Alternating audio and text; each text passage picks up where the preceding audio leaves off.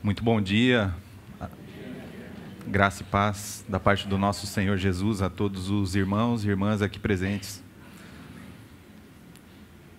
Eu gostaria de dizer que, para mim, é um privilégio, recebido com grande alegria, poder estar aqui nesse momento, servindo a essa comunidade em Londrina, que tanto já abençoou, não somente a mim e a minha família, mas também a Assembleia em Cianorte e muitas outras comunidades em toda a região.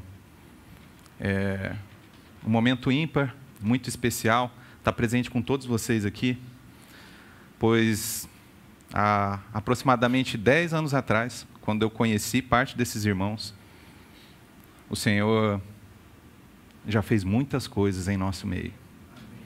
É um testemunho para a honra e glória do Senhor, o que essa comunidade tem sido, aonde ela está presente. A comunidade em Londrina, para nós, tem sido vista como a lua que reflete a luz do sol. Louvado seja o Senhor pela vida de cada irmão e irmã aqui presente, pela dádiva dessa rica oportunidade que temos aqui nessa manhã. Amém? Amém. Irmãos, eu me lembro daquele momento que está contido no livro de Atos. Os irmãos não precisam abrir, mas está em Atos, capítulo 7, verso 2, quando Estevão vai iniciar ali a sua defesa diante daquele momento, do seu apedrejamento, da sua morte. E ele inicia dizendo que o Deus da glória apareceu a Abraão. Nós bem sabemos todo o efeito que isso desencadeia na vida de Abraão a partir daquele momento. Através daquele momento, da aparição de Deus em glória a Abraão, se inicia todo um caminho de fé na vida dele. E nós vemos, através do Evangelho, através dos escritos de Paulo, em especial em 1 Timóteo, capítulo 1, verso 11, que o Evangelho é a manifestação da glória de Deus. Portanto, através da sua bendita e santa palavra, que o Senhor nos conduza aqui nessa manhã, a fim de abrir os nossos olhos para um olhar de fé, para uma atitude de fé, para o que iremos celebrar mais tarde. Sem essa fé, não passaria de ritual, um ritual qualquer, humano, mas alimentado pela fé. A fé despertada em nós por meio da sua palavra, que é a revelação da sua glória, é que nós podemos tocar a realidade celestial dessa mesa. Amém? Meus amados em Cristo, eu gostaria de dar início à exposição, fazendo uso aqui de 2 textos.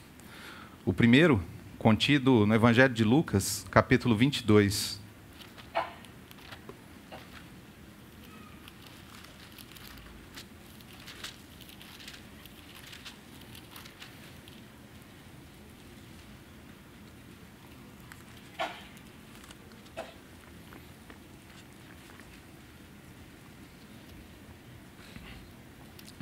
Lucas 22,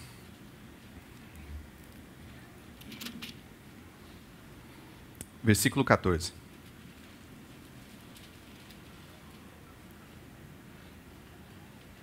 Amém? E chegada a hora, pôs-se à mesa, e com ele os 12 apóstolos. E disse-lhes: desejei muito comer convosco essa Páscoa, antes que padeça. Agora uma segunda leitura, Evangelho de João, capítulo 19.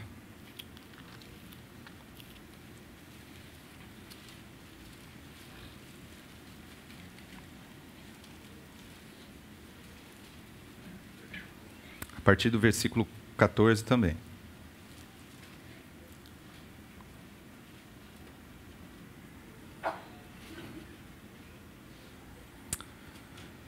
E era a preparação da Páscoa, e quase a hora sexta. E disse aos judeus: eis aqui o vosso rei. Mas eles bradaram: tira, tira, crucifica-o. Disse-lhes Pilatos: hei de crucificar vosso rei? Responderam os principais sacerdotes: não temos rei, senão César. Então, consequentemente, entregou-lhe para que fosse crucificado. E tomaram a Jesus e o levaram. E levando ele às costas a sua cruz, saiu para o lugar chamado Caveira, que em hebraico se chama Gólgota, onde o crucificaram, e com ele outros dois, um de cada lado, e Jesus no meio. Amém? Vamos ter uma breve palavra de oração, irmãos?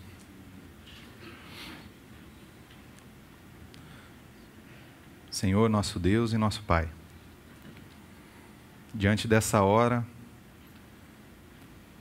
temos aqui a oportunidade de contemplar o seu favor e a sua graça em nos trazer aqui nessa manhã. Amém.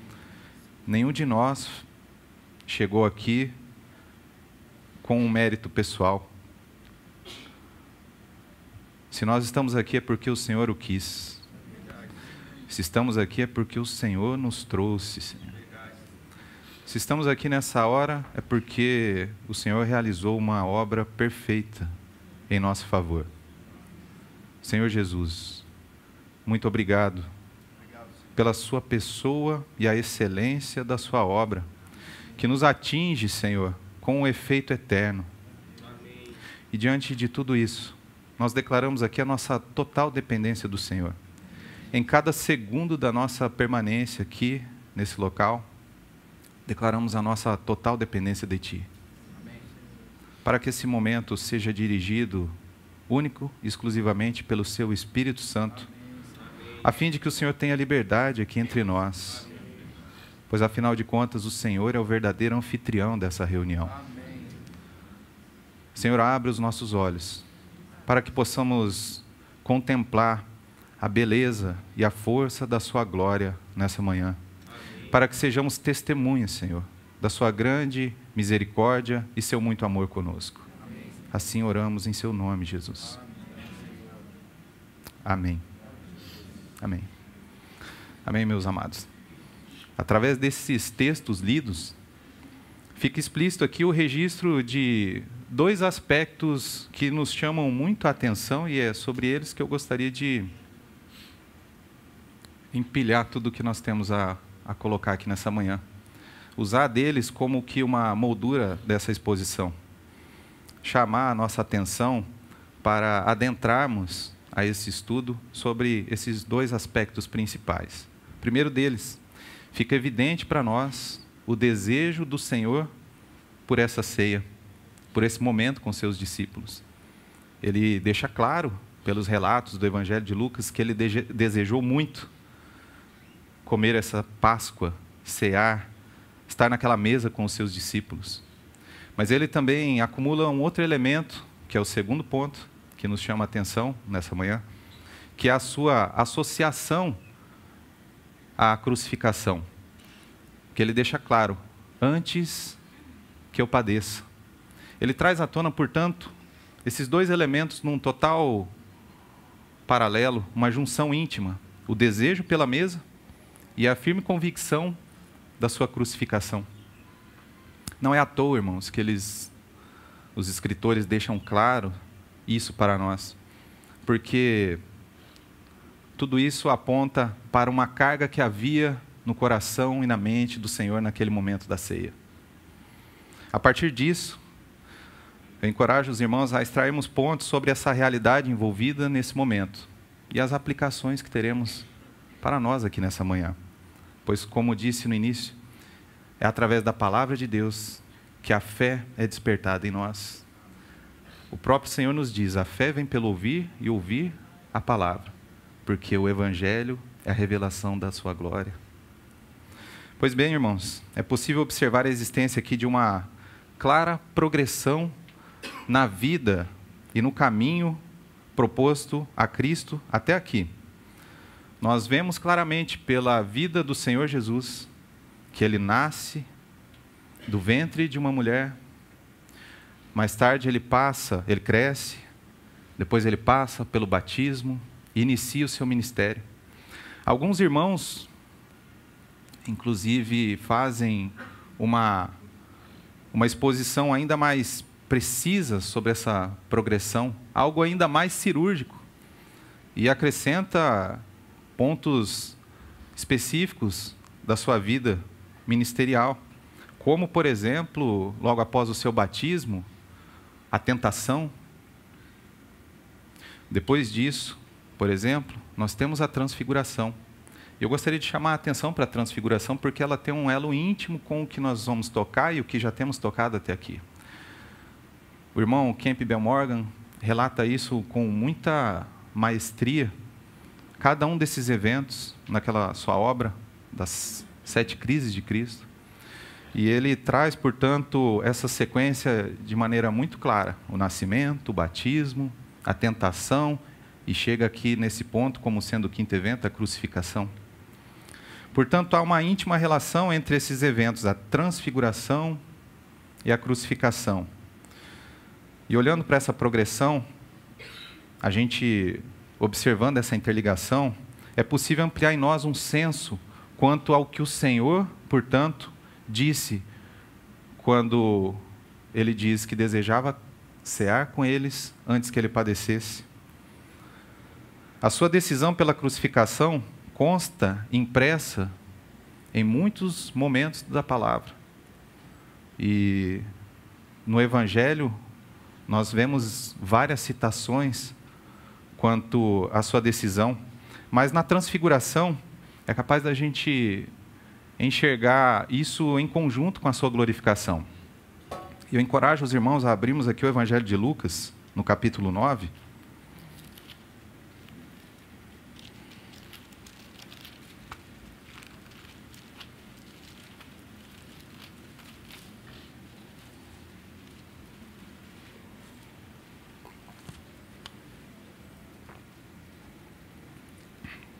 Lucas 9, 29.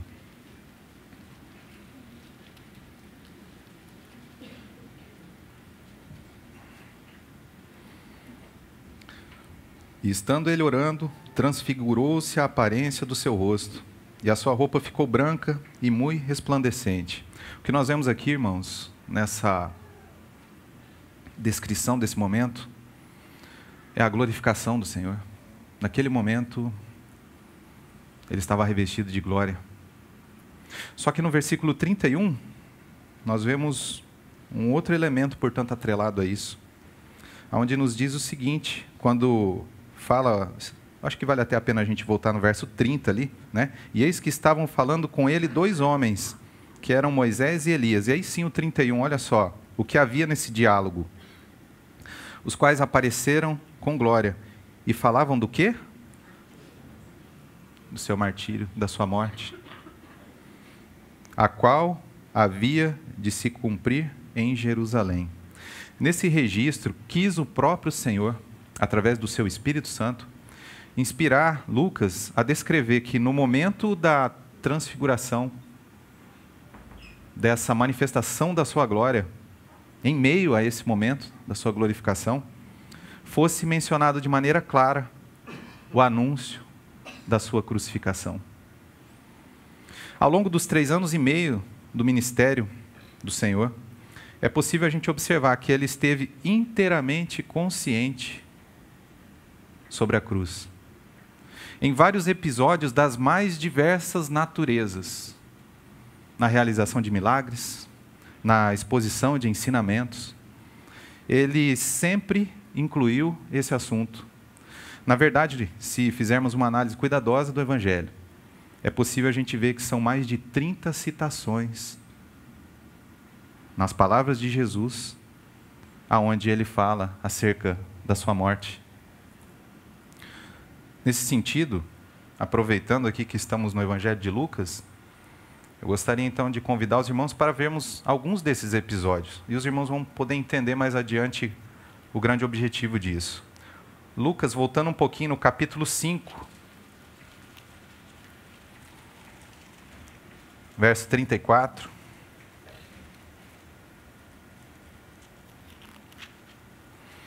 Aqui, enquanto Jesus ensinava sobre o jejum, ele disse: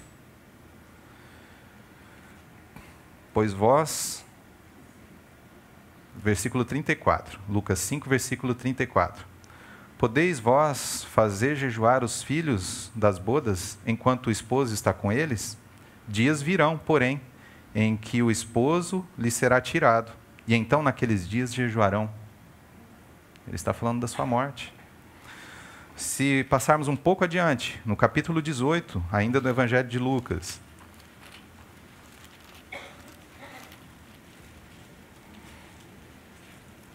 Lucas 18, 31.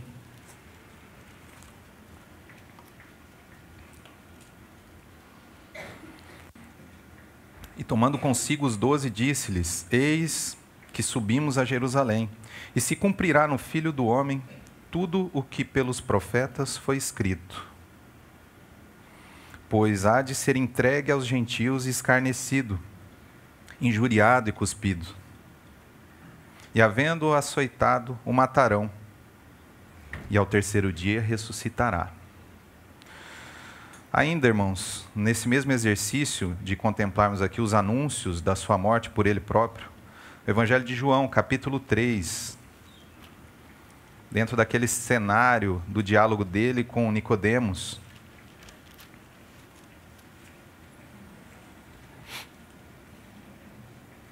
João 3, verso 13.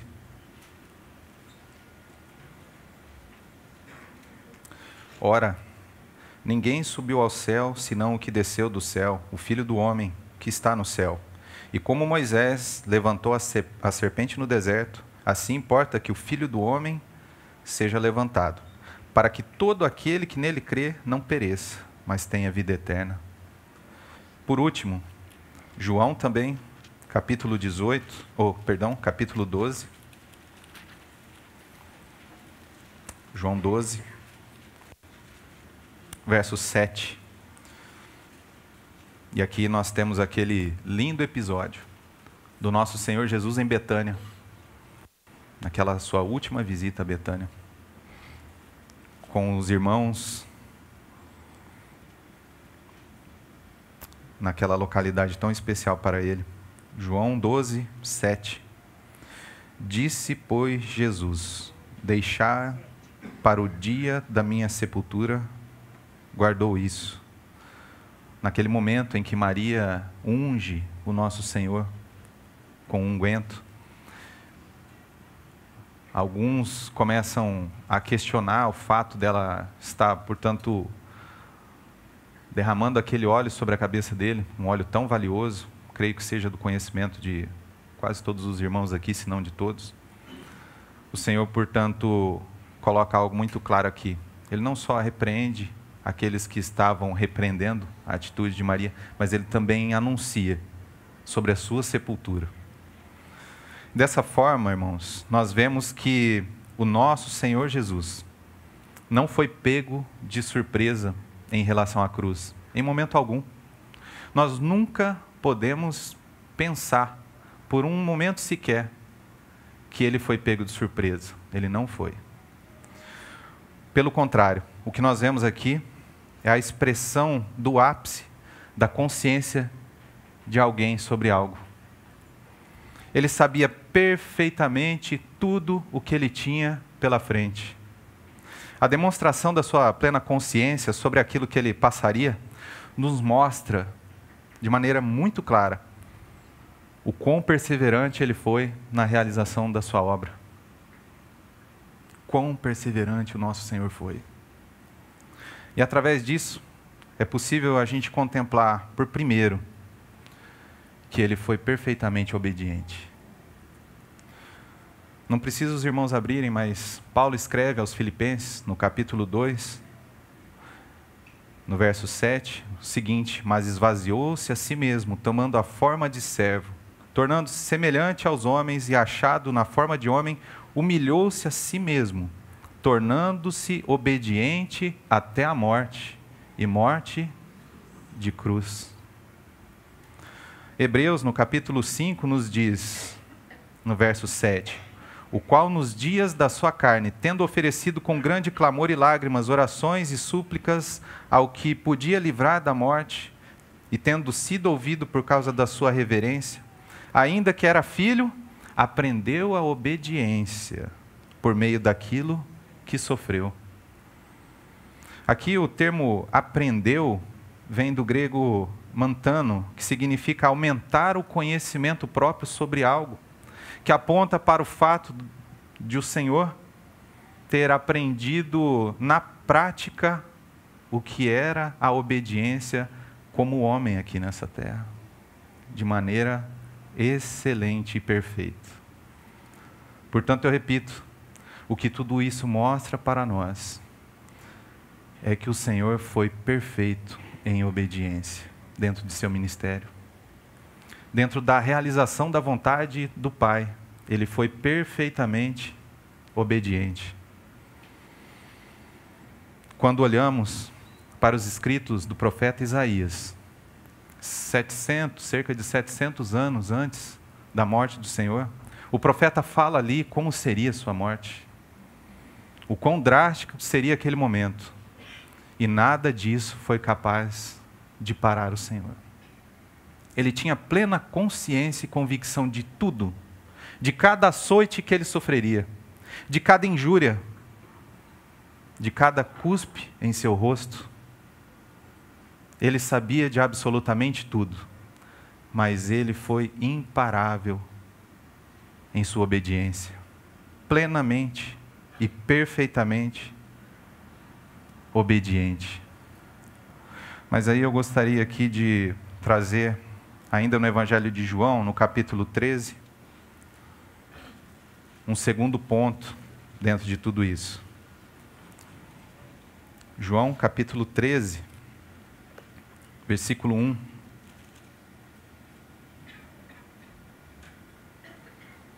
Que nos diz: antes da festa da Páscoa, sabendo Jesus que era chegada a sua hora de passar desse mundo para o Pai, e havendo amado os seus que estavam no mundo, amou-os até o fim, ou até o final. Creio que muitos irmãos aqui sabem que o termo grego utilizado para amor aqui, vem do grego agapau, esse amor ágape, esse amor incondicional, que por sua vez tem um sentido de um amor que não espera nada em troca, não é mesmo? É o mesmo momento. Nós estamos aqui falando de um mesmo momento. Essa porção contida em João 13, que acabamos de ler, tem a ver com o mesmo momento de Lucas 22, que lemos no início da reunião. Isso tudo vai completando esse quadro para nós. Esse quadro onde ele então, naquela leitura inicial, nos deixa claro que ele desejou muito comer essa ceia conosco, convosco, com os discípulos, mostrando que ele tinha clareza que iria padecer. E aqui nós temos esse elemento, também somado, trazido por João, que ele estava cheio de um amor incondicional por todos. O Senhor trazia então consigo, não somente o que já seria grandioso demais, a mais perfeita obediência até aquela hora, mas ele também trazia consigo um amor incondicional para aquela mesa. Esse amor que não esperava nada em troca, irmãos. Ele simplesmente decidiu amar. Ele chega nessa mesa cheio desse tão grande e belo amor. E o termo amados os seus aqui, amou até o fim, o termo fim vem do grego telos, que tem o sentido de um limite físico. Isso quer nos dizer que a expressão de amor que ele tinha ali como homem era o máximo que se podia expressar. Não existia como homem possibilidade de expressar esse amor de uma maneira maior do que a que ele expressou ali naquele momento. Só que esse mesmo termo é também utilizado para apontar para algo eterno. Tem essa finalidade de apontar para algo que é sem fim. Olha que interessante. Não é à toa que o Espírito Santo usa João para usar esse termo aqui. O que o Senhor quer nos mostrar aqui é que a sua expressão de amor, naquele momento, atingiu o limite daquilo que era possível um homem expressar, mas ao mesmo tempo, trata-se de um amor eterno por todos nós. Portanto, é intrigante a gente ver que esse amor que dura para sempre foi usado aqui por João, expressando algo sobre esse amor justamente nesse ponto. Ele poderia muito bem ter guardado essa menção acerca desse amor. Esse amor no limite máximo da humanidade. E ao mesmo tempo com um efeito eterno. Ele poderia ter guardado essa expressão para um outro momento, não é? Mas ele decide trazer essa expressão justamente para essa hora. Justamente, ele poderia ter reservado essa expressão quando fosse, talvez, descrever o Senhor lá na cruz e muitas outras situações dentro do processo que se desencadearia dali para frente, mas não. Ele antecipa o seu relato quanto a esse amor eterno do Senhor para essa hora, diante da mesa. Isso nos faz pensar que, talvez, João considerou que naquele momento, diante daquela plena consciência de todo o sofrimento que o Senhor havia de passar, tudo que ele haveria de padecer, tudo aquilo que havia pela frente ainda, com toda essa consciência e plena convicção, ele faz questão de imprimir o seu amor por todos, em cada detalhe naquela mesa. Irmãos, existe um escritor do passado que diz: olhe para a cruz até que tudo que está na cruz esteja em seu coração. Diante disso tudo que nós podemos tocar nesses minutos aqui de exposição da palavra, por que não dizer, olharmos para essa mesa até que tudo que há em seu significado esteja também dentro do nosso coração? Diante dessa mesa, irmãos, diante dos nossos olhos, há aqui a expressão da mais perfeita obediência, assim como a expressão do amor incondicional e eterno de Cristo por todos nós. E mais, irmãos, após tudo isso, após ele padecer, no terceiro dia ele ressuscita. E é graças a essa ressurreição do Senhor que estamos todos nós aqui, porque ele ressuscitou e nos deu então a oportunidade de podermos celebrar essa mesa, louvando ao nome dele, com o coração cheio de alegria e confiança. Confiança porque ele foi obediente no nosso lugar, porque ele recuperou todo o testemunho de obediência que havia sobre o homem na criação. E ao mesmo tempo, trazendo aqui para nós de maneira aberta, explícita, escancarada, esse amor imensurável e eterno por todos nós aqui. Que seja assim, irmãos, o nosso coração a cada celebração dessa mesa, que haja em nós a alegria, a coragem e a ousadia de tomarmos o pão e o vinho graças a tudo isso. Louvado seja o nome do nosso Senhor Jesus, eternamente. Amém. Vamos orar?